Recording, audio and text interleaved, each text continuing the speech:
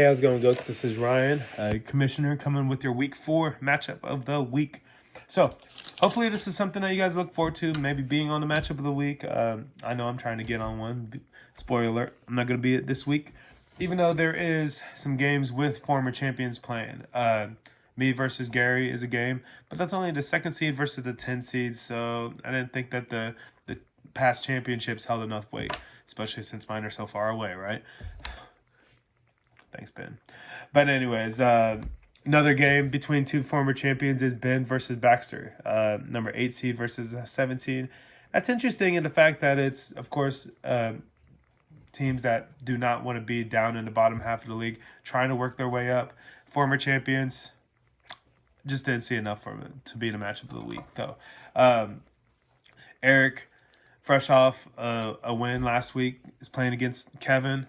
Frustrating, trying to get those defenses playing against him. He's projected to do really great this week, Kevin, but he'll probably just get burned by another defense.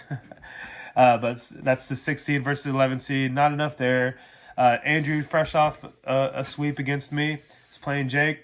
Jake's trying to scrape out of that 9 seed. That's pretty cool, but not enough for me. Number 1 seed versus 12 seed. Very cool to see what's going to happen there. See if Mike's for real at the 1st seed, and see if Curtis at that 12th seed can finally get a nice win. But match of the week is the one that's left. It's going to be the number 4 seed mixing it up. Anthony versus the number 5 seed RJ. History between these two is... here we have a landline. That's crazy, right? History between these two is 3-2 in favor of Anthony, actually. Anthony won 2 games, the first 2 games that they played against each other back in the GOAT Dynasty 14, and followed up with another one in the GOAT Dynasty 15. Very close games. First one was 141.05 to 141.45.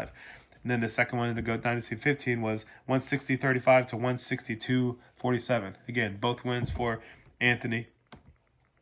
The next year was GOAT Dynasty 16. They both were division mates. They were the Horsemen. Okay, RJ beat them both those games in weeks 8 and 12. And then last year, Anthony got the last laugh, beating RJ in week 8. They've never played each other in the playoffs because when one's made the playoffs, the other one hasn't. And mostly it's RJ making the playoffs. He made the playoffs in GOAT Dynasty 14, 16, which he won, and GOAT Dynasty 17. But Anthony only made the playoffs in GOAT Dynasty 15, which RJ wasn't there. So they don't have any playoff history at all. But how they got to being the 4 and 5 seed were a little different, okay? Both in week 1, both of them swept. They won their game, and they got in the top half. RJ was really close by 0.02 points. He got into that top half, and Anthony was very close too, less than a point to getting him into that top half as well. But then week 2, RJ swept, but then Anthony lost by less than 1 point to be in that bottom half and miss out on the scoring points as well. And he lost the game. And then RJ lost last week, and then Anthony swept as well. So a little bit different way getting to the 4 and 5 seed, but here we are, which brings me to the actual game. So in the actual game, there's lots of really, really cool things to look at. First things first, RJ should get off to a pretty nice lead today. Tonight he's got Sam Laporta playing, who's been balling out of control up there in Detroit. So they're playing the Packers. So look for RJ to get off to the lead. He's projected 1154 points, but I bet he gets a little bit more than that. And then going to the 1 o'clock slate of games, should be a whole lot of points scored. As RJ, in addition to Sam Laporta, 1 o'clock on Sunday, he's got 6 more players playing. So that would be 7 out of his 11 playing by the end of the 1 o'clock games.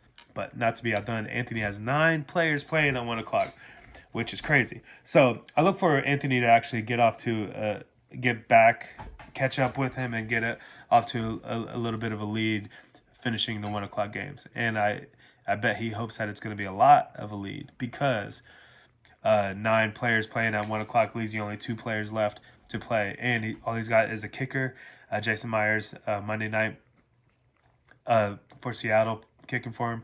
But a big help would be if Austin Eckler actually plays at 4 o'clock. He's playing against the Raiders, so that would be a huge boost for Anthony. So we'll see if Austin's able to come back and solidify the win for Anthony. But RJ's got some heavy hitters, man.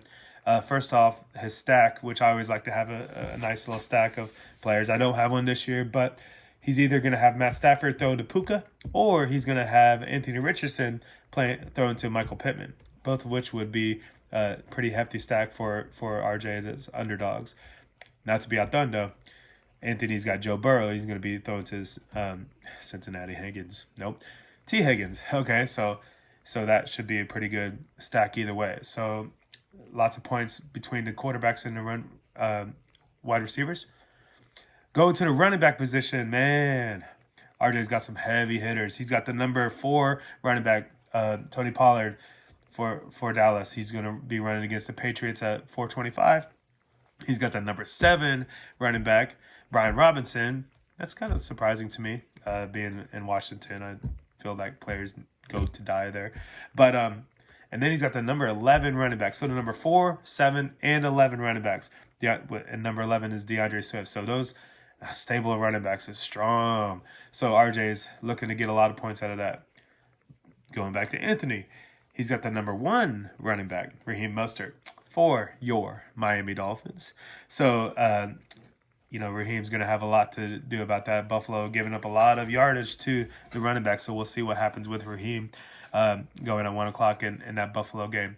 Also playing that Buffalo game, Anthony's got Dawson Knox. So they've been kind of splitting the tight end receptions there, but we'll see if he's able to score, and I think it's going to be a high-scoring game. So that's going to be pretty interesting. And then Eagles game is going to be huge. Of course, RJ's always going to be rooting for his Eagles no matter what. He's got some of Eagles having his back again. Before I mentioned DeAndre Swift is going to be running for him, and also he's got Dallas Goedert catching some pass for not only underdogs but the Philadelphia Eagles as well. But then on the other side, Anthony's got the Eagles defense, so that could be a little rough for RJ to cheer for, but also he's got Devontae Smith, who's been doing pretty well as a number 20 wide receiver in the league so far this year. So, should be a great game. Looking forward to it. See who is going to come out up top. Like I said, that 4 and 5 seeds, I know a lot of us are going to have our eyes on that to try to see where they're going to go in the standings. Some people are going to try to jump above. Some people are probably going to try to stay above. So we'll see what happens, GOATs. As always, thanks for listening. Appreciate it. Horns up, guys.